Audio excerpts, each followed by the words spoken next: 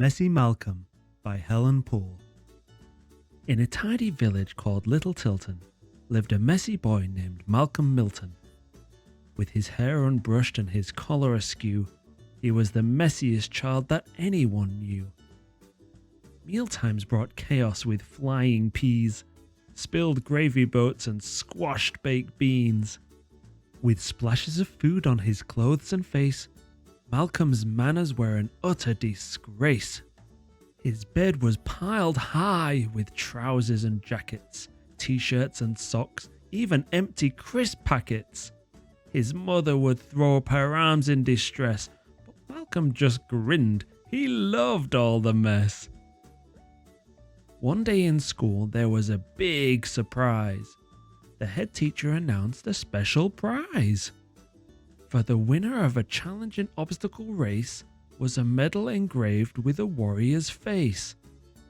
An award given to the bravest one. It belonged to a man called Fearless John, who lived in the village a long time ago, but it was time to find a new hero. Malcolm went wild on the obstacle course, zooming around it with powerful force. He slid down gunge, he rolled in soil, he hopped through tires splattered with oil.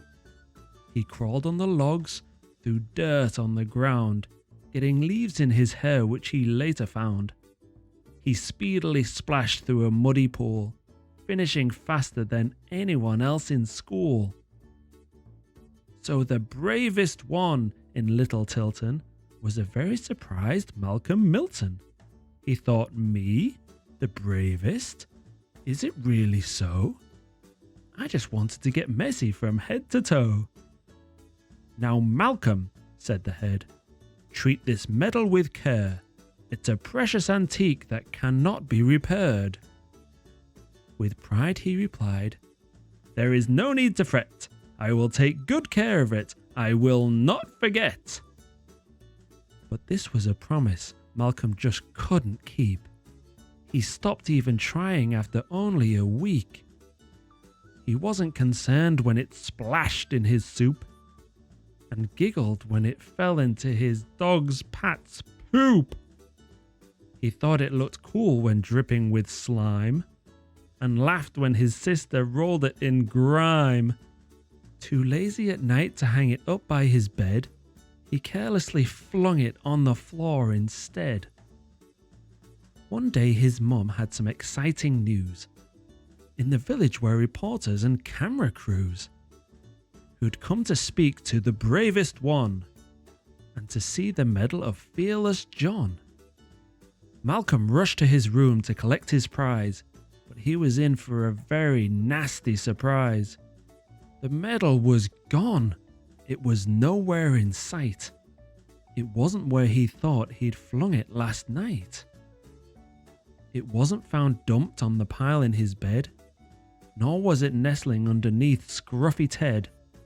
It wasn't lying hidden inside undies or socks, or buried at the bottom of his cluttered toy box. He checked under rugs, behind cupboard doors, looked under plant pots and rifled through drawers. All over the house a panicked Malcolm raced, but the prize medal just could not be traced. Oh no, thought Malcolm. What have I done? I've lost the medal of Fearless John. He rushed to the village as fast as he could, and there on the green an excited crowd stood. He felt really scared, didn't know what to say. He wanted to turn round and run far away. But instead he said, hello everyone. I'm sorry to say, the medal has gone. I didn't look after it like I promised I would. I'm so very sorry for not being good. I wish now that I was tidy and neat. And he hung his head low and stared at his feet. But suddenly he heard a familiar sound, a loud woof woof coming out from the crowd. Bounding towards him was his pet dog Pat, and between her teeth the lost medal sat. "Hooray, it's been found!" the head teacher cried. Fearless John would be bursting with pride. It took courage to say the medal was gone. "Malcolm, you are the bravest one." Malcolm was happy. Now he really was brave. But he knew from now on he must change his ways. He promised his mum he'd be tidy and clean. A promise that this time he really did mean. That night, as he lay in his clean, tidy bed, he placed the medal right next to his head. He spotted it glowing, and with surprise he blinked. If he wasn't mistaken, Fearless John had just winked. The end.